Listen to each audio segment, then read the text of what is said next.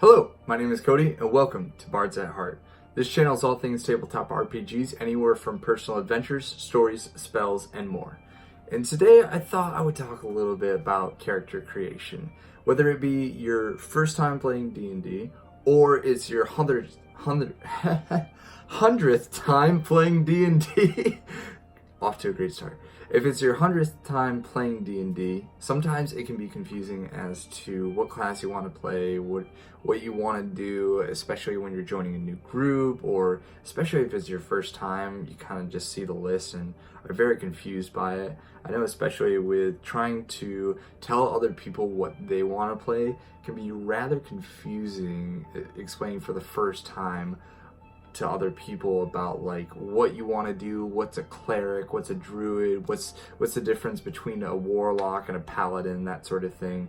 So I thought I would make a way, like an easier way of explaining this. This is how I normally try to explain to people who are doing this for the first time, or people who are just confused as to what they want to play, or if someone has a character concept like a backstory but they're not sure exactly what class they would qualify under. So I thought I would go through every single class and just kind of explain a little bit about like which one is which and how I start generating that conversation with someone. So my first question always with someone who is wanting to play is, how do you envision yourself playing? Would you like to be a hand-to-hand sort of combat person, maybe using like a sword and shield, maybe a mace, an axe, or heck, if you even want to use your fists, would you prefer that? Or are you only a magic user where you don't have a weapon on you, but all the arcane energy flowing from your body is what you use? And then also, would you like to use a little bit of both? Because there are some classes that add that variety. Now, I'm not going to be talking about like subclasses or anything like that, because when I categorize these, I kind of just looked at the primary, like level 1 right out the gate. What would this be classified as? So for the first one, I want to talk about the Hanahan Combatants, which I really think falls under Barbarian, Fighter, Monk, Ranger, and Rogue. I think those are just like first level, that's really what you're going to be focusing on. So Barbarian, you can swing really hard and you might as well be jacked up on steroids. These guys are meant to take a hit.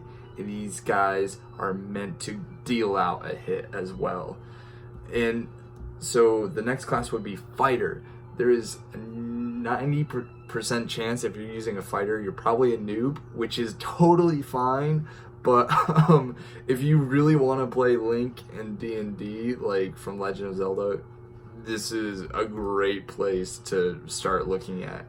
And now going into the Monk is more that hand-to-hand combatant, like your fists are literally your weapon, and it is so cool. Like if you want to go for like that Karate Kid Daniel-san sort of vibe, and then eventually get to like Mr. Miyagi, or heck, if you want to play Po from Kung Fu Panda, this is what you want to use. Ranger, if you want to like hang back and just kind of snipe people from afar and have everybody else kind of soak in all that damage for you, this is a great class to play. Rogues are going to be your like assassin, thieves sort of class. If you want to like, you know, listen to Welcome to the Black Parade, kind of get your emo vibe a little on, this is a great way of like kind of letting that all go out. You know, it's basically like you're playing an intense game of hide and go seek, where you just kind of destroy your enemies without them even noticing. So those are more of like the hand-to-hand. This is going to be your primary casting classes. So I would say this would fall underneath Bards, Druids, Sorcerers, Warlocks, and Wizards. Bards. You've heard me talk about Bards maybe once or twice. If this is your first time actually watching, I recommend that you subscribe and see the rest of the videos that I posted. You'll actually see a video of me talking a little bit about bards and inspiration. But bards, you gotta harden your song, and you gotta let everyone know it, even if they don't want to hear it. Your creativity is what helps you cast spells and inspire others, but also gets you in trouble in some of the worst and possibly greatest way possibles. Druids. This is for all the vegetarian, vegan lovers out there. This is your perfect class, and this is your way to shine. All you do is talk about Mother Nature and how perfect she is while casting nature-based spells. You essentially live around nature, you breathe it, you walk it, you share it with as many people as you can. Sorcerers, you are just born for greatness. You grew up casting Firebolt as soon as you turned 1 year old, and all you can talk about is just how your inheritance is in your family bloodline. Quite literally, your magic actually comes from being a descendant in a long line of sorcerers. Warlocks. The Warlocks are kind of tricky because you've essentially struck up a deal with an entity, and depending on who your contract with, the sugar daddy of an entity can take your magic away if you're just not willing to do what he says. And sometimes he might ask for a favor or two, so that can be a little tricky. Wizards. You went to Hogwarts for all 7 years and decided within that time to lift no more than 5 pounds at a time. You are very, very weak physically, but you make up for it with your vast knowledge, not only in just the arcane and magic, but in your extensive knowledge of history and research. And now it's time to put your book smart to the test right out on the streets and see if you can actually survive.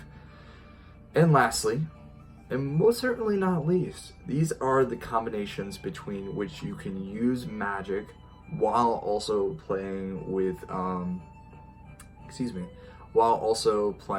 like sword and shield, mace. You kind of pick and choose. So Cleric, you are the healer that everyone needs, but most of the time, nobody else picks. Your divine nature can cause people from going from death into life, and also you can cause your enemies to go from life into death. And either it being your first time where you decide that you want to be this very holy priest, to your 100th time where you act like a sporadic, over hyperactive youth pastor who's had his 6th cup of coffee at a weekend retreat. You know, you get to decide how you want to play your holiness, essentially. And you also have your own patron who gives you your magic abilities, and you get to go around spreading his or her name.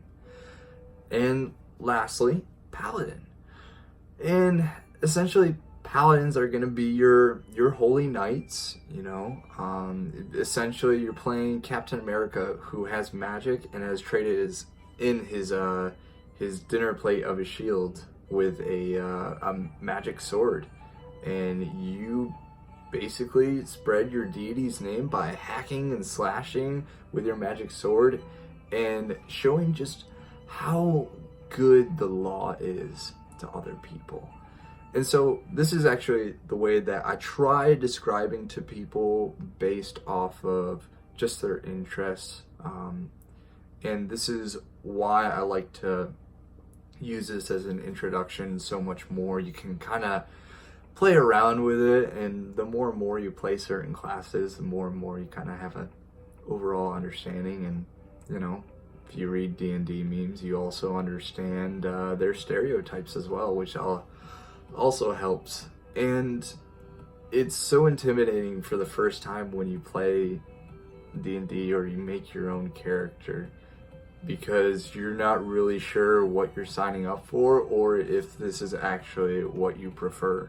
The first time I actually started playing, I was a human fighter over in Pathfinder. And now, like, one of my favorite classes is playing the Bard, like almost a complete opposite in terms of what you're able to do within that class. So I encourage people, if you're kind of lost as to what to play, just kind of consider these options. And then also, if you know someone who's playing D&D for the first time, help them out a little bit. You know, as easy as it is to play a fighter for the first time, you know, it is enjoyable to watch them be happy with what they decide to play. But this is just a little tidbit from me. I really hope you enjoyed the video. Comment what your favorite class is, actually, and maybe one of your favorite stereotypes as well. I think it's fun, especially as a bard, because we get so many stereotypes, and it's great.